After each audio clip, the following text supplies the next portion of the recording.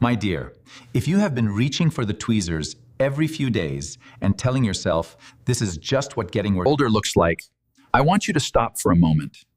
Not because it is embarrassing, not because it is something to hide, but because every time you reach for those tweezers, your body is trying to tell you something, and no one caring for women in their 60s and beyond. I have sat across from so many of you in my office, quietly frustrated, quietly ashamed of something that is not your fault and is not simply aging. Today, I want to give you what a 15-minute appointment never will. 3 specific foods sitting in your grocery store right now that work at the hormonal root of unwanted facial hair in women after 60.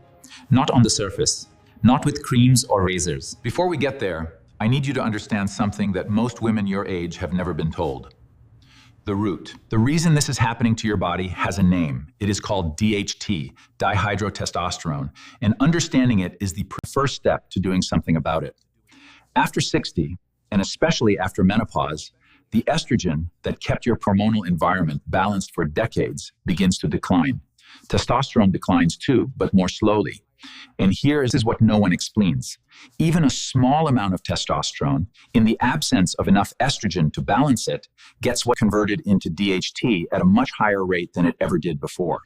DHT is the hormone that sends growth signals to follicles on your chin and upper lip, while simultaneously causing the hair on your scalp to thin. And the 3 foods I am going to share with you today each interrupt that process at a different point in the pathway. That is why using all 3 together is so much more powerful than any single approach alone. We are counting down from 3 to 1, from powerful to extraordinary. And I promise you, by the time we reach number 1, you are going to look at your plate very differently.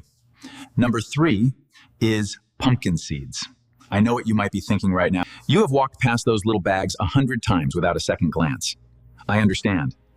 But I want you to hear what the research found, because when I first reviewed this data, it genuinely moved me.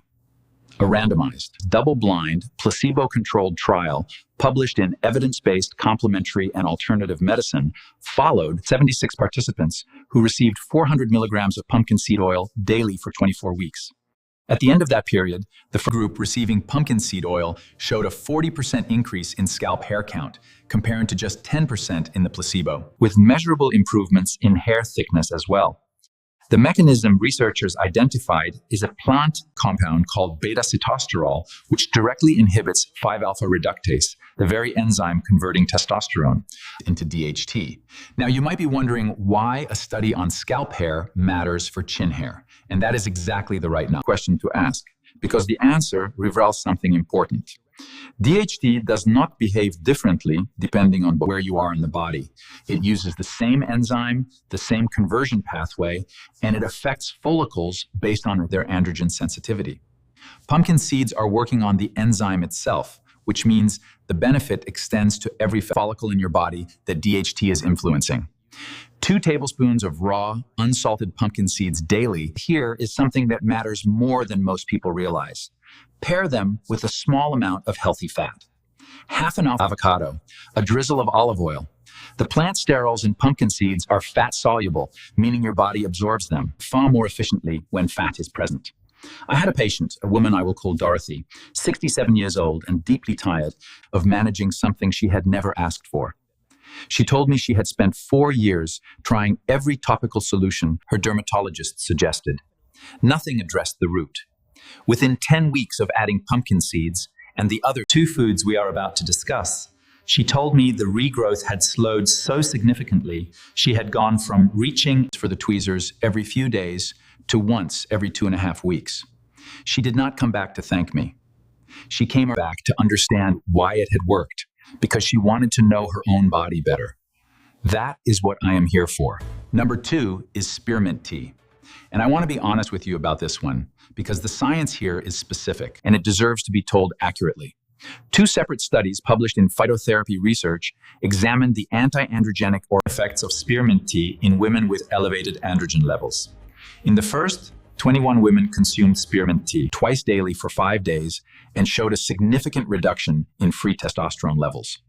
In the follow-up randomized controlled trial, when 42 participants over 30 days, Free and total testosterone levels were significantly reduced in the Spearmint group compared to placebo, with participants also reporting meaningful improvements in their self-assessed degree of unwanted hair growth.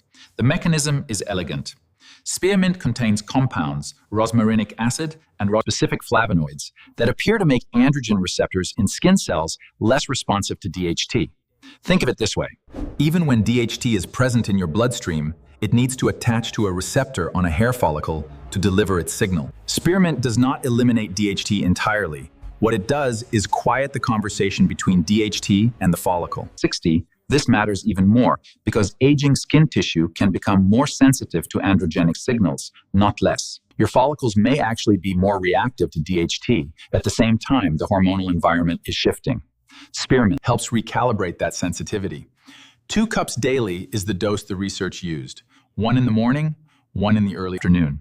And please, use dried spearmint leaves or a quality spearmint herbal tea, not a commercial spearmint-flavored blend, which often contains very little of what actually matters. Steep for 5 to 7 minutes in water that is just off the boil. The synergy tip here is simple. A small squeeze of fresh lemon juice in your cup. Vitamin C enhances the bioavailability of the active compounds in spearmint, and it also supports your liver in clearing excess hormones. After 65, liver efficiency naturally declines, and giving it gentle nutritional support makes a genuine difference. I want to tell you about a woman I will call Helen, 71 years old. Helen told me she had rearranged her entire social calendar around when she could manage her facial hair. She was planning what events to attend based on how recently she had been able to address it. After 8 weeks of spearmint tea twice daily, alongside the other foods on this list, she sent me a note. She said she had attended her granddaughter's recital without thinking about her face once.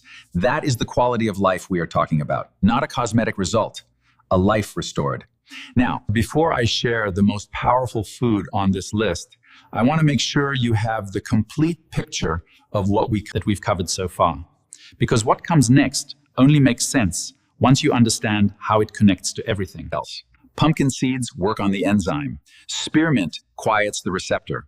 And the food I am about to share with you works further upstream in the hormonal environment itself before the conversion ever begins. That layered approach is what makes this different from anything you have tried before. Stay with me.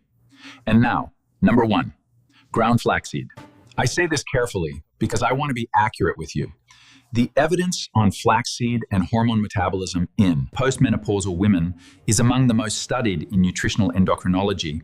And while the research is still developing in certain areas, what we do know is meaningful. Flaxseed contains the richest concentration of lignans of any food on Earth. Lignans are phytoestrogens, plant compounds that interact with your body's estrogen receptors. But what they actually do is more nuanced than simply mimicking estrogen. In a hormonal environment where estrogen has declined, as in your body after menopause, research suggests lignans may act as gentle modulators, providing mild estrogenic activity that helps rebalance the relationship between estrogen and androgen.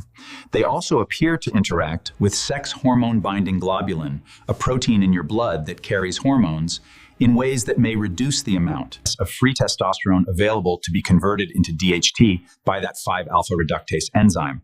A randomized crossover, a trial published in Nutrition and Cancer followed 28 postmenopausal women aged 52 to 82 who added ground flaxseed to their daily diets. The research confirmed that flaxseed consumption alters hormone metabolism in postmenopausal women. A second intervention trial with 99 postmenopausal women consuming 2 tablespoons of ground flaxseed daily found that enterolignin levels, the active forms lignans are converted into by your gut bacteria. The mechanism researchers continue to study is the interaction between and the surrounding environmental factors. Research on flaxseed is still building, and I would never overstate what we know.